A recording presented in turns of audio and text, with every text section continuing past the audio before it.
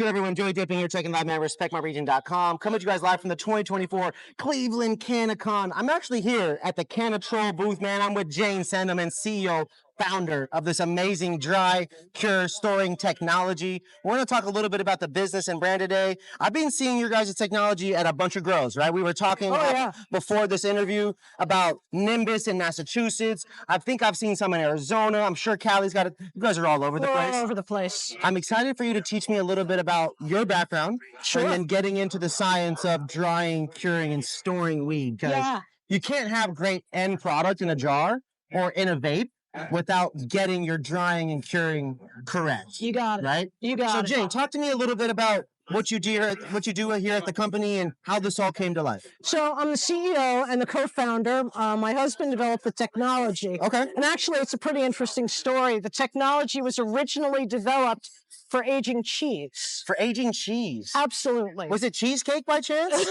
No, we didn't do cheesecake till much later. Oh, man, I didn't like cheesecake. That's so we started by aging cheese. And once we established that technology, then we moved into the charcuterie business. Wow. And then from there, we moved into cannabis. Amazing. So the technology has been in use for probably 16 years. Wow. But we didn't get into cannabis until about 5 years ago. So you're telling me you guys were using science and cooling and refrigeration and measuring and all the different things that go into this today for a regular world application. Absolutely. Cheese used in food, all that kind of stuff. What state, what country, where was this at? So we started in Vermont. Okay. It's actually kind of I'll give you the short version. That's a dairy area, isn't it? That's a pretty strong region for that. I'll give you the short story. Okay. Is that Dave and I owned a restaurant. And his background is in control systems. Okay. And my background is marketing and sales. Oh. Okay. So we left corporate and we moved up to Vermont and we opened this restaurant and we started making friends with the local cheesemakers. Amazing. We served their cheese at the restaurant. And then they were always talking to David about how they couldn't control their aging rooms. So he's like, let me tinker around and I'll see if I can come up with something to that's so fun. So he developed this technology. We installed it in one of our friends' cheese rooms and he came back to us and he's like, this is incredible. Wow. And from there, we started selling these all over the country. So we've got hundreds of cheese systems all over the country. Cheese systems. Yeah, so cheese aging systems.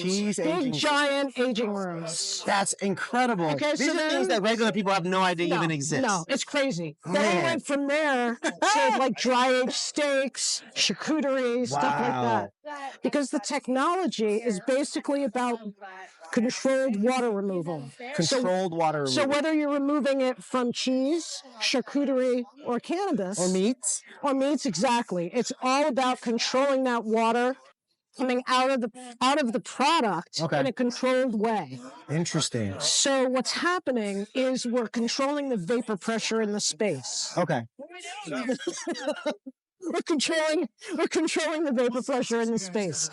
So think about a cannabis flower when you first harvest it, how wet it is. Yeah. Right? It's got very high vapor pressure. Okay. So we put it into an environment with stable vapor pressure. And that very gently draws the water out. Okay.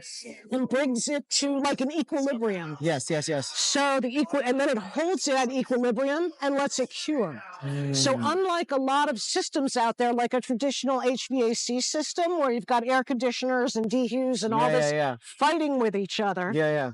It's this balancing act. Exactly. Right? If you don't take it out of that air-conditioned space, you're going to overdry your flower. Wow. With our technology, you can leave it in there, and it's always stable. Interesting. So it's just this very, very stable equilibrium, and we take it to it's a 0.6 water activity level. Okay. So what is water activity? Water activity is when you don't have to take any more water out of the product. You're getting it to the desired point. And at 0.6, mold can't grow. Wow. So all of a sudden, you've got this stable product, and you don't remove another molecule of water.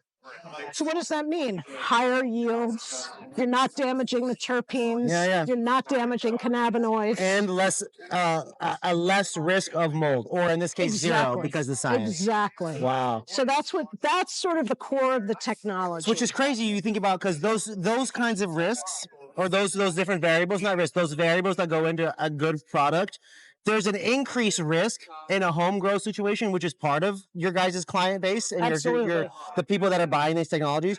But from a commercial situation, I would say there's less quantity of risk, but greater for each one of them, greater depth on those risks, because it's that one problem hits.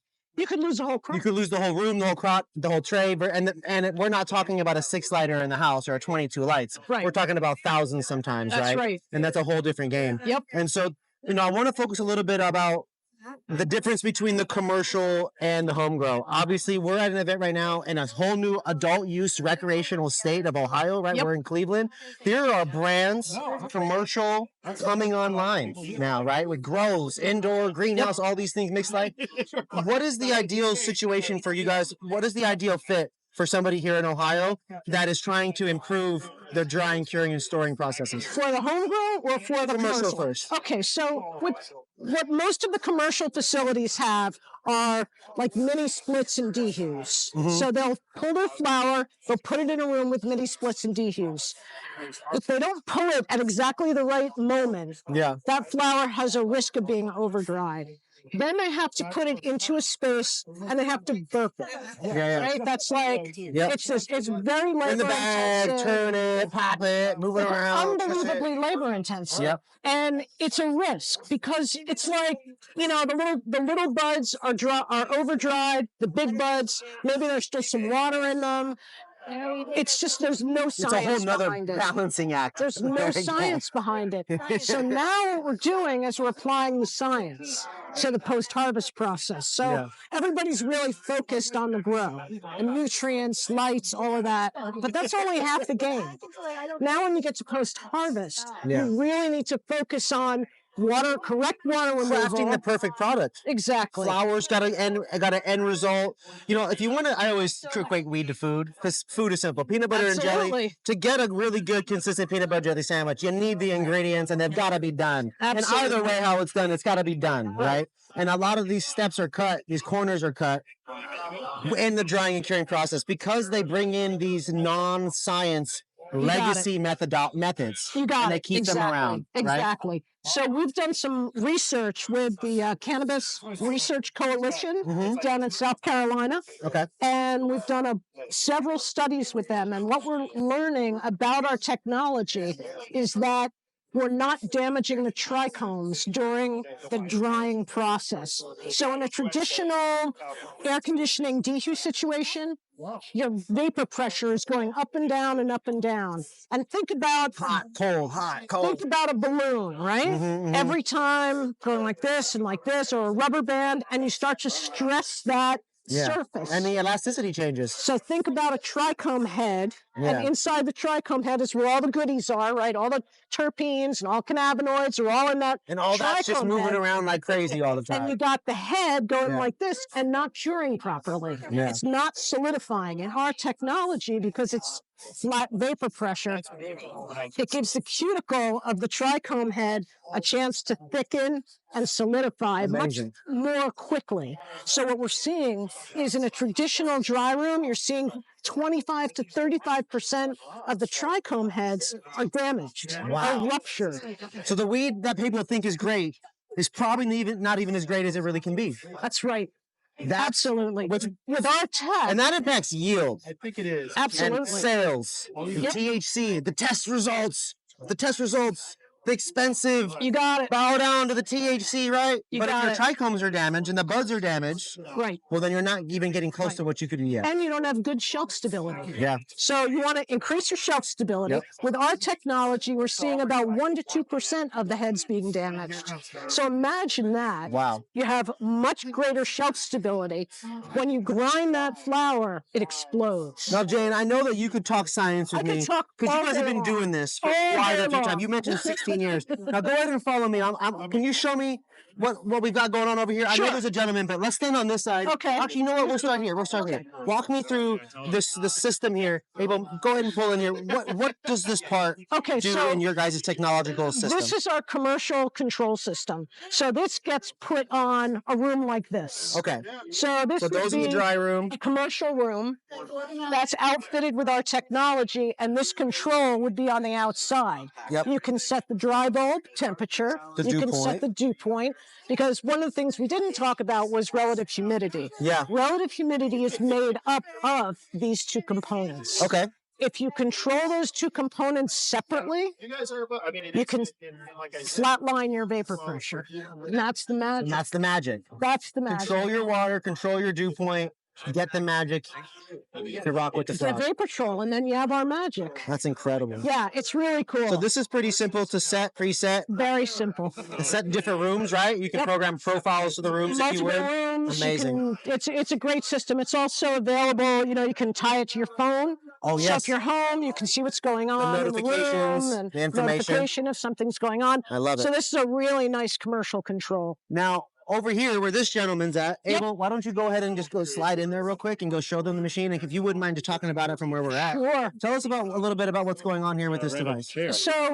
So here, we'll have Adam just step over here. There you go. So this is the cool, I'm sorry, this is the Cool Cure. So the Cool Cure is for our home growers. It's also great for commercial growers at retail. So we'll talk about that for a minute, yeah. So here's some flour from my humble home grow. From your humble home grow? My humble home grow. Oh, wow, this smells wonderful. Yep, here, you can take You're growing some fire over here, Dave. And preserving the terps, right? Absolutely. Wow. Absolutely. So that flour was just ground and packed in there. So this is like to me, it looks like a mini refrigerator. Absolutely. It was born as a refrigerator. Born as a refrigerator.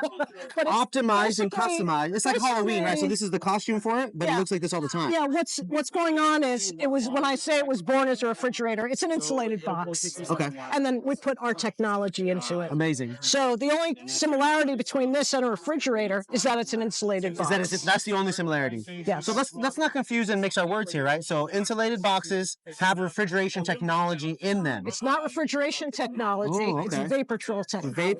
Well, There's no refrigeration. Well, not you guys, but for just refrigerators, that's a system. That's right. That's their system. Yep. Your guys' is vapor control systems. Absolutely. That's incredible. So for a home grower, they can put about 1 kilo of wet flour in here. 1 kilo. Yep. And then they can dry it down in about 8 to 10 days. Mm-hmm. They'll have perfect flour. Now, I was noticing across the country that a lot of pre-roll machines, people that were manufacturing pre-rolls, were curing their ground flour in these devices. You got it.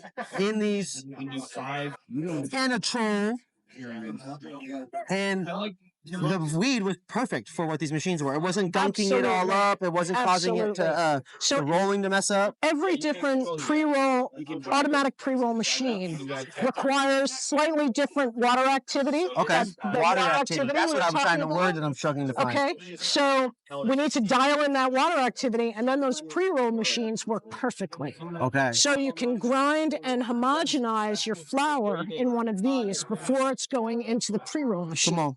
Okay, and even if you're working at a much larger scale, you can use one of our commercial systems, rooms, to keep your flour, store your flour. I noticed a bunch of people doing that with you guys. That's amazing. You could even condition your production space with our system. So you could have an entire room where your pre-roll machine lives. Wow. With flour, and you just run it.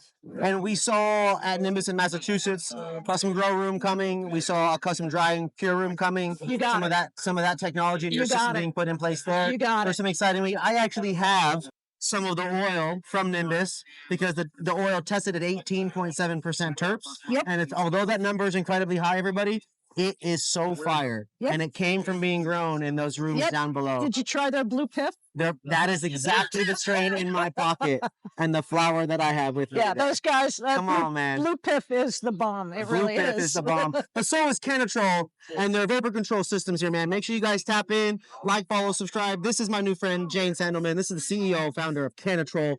We'll see you on the next interview. We're live at Cleveland CannaCon. Thanks, guys. Peace.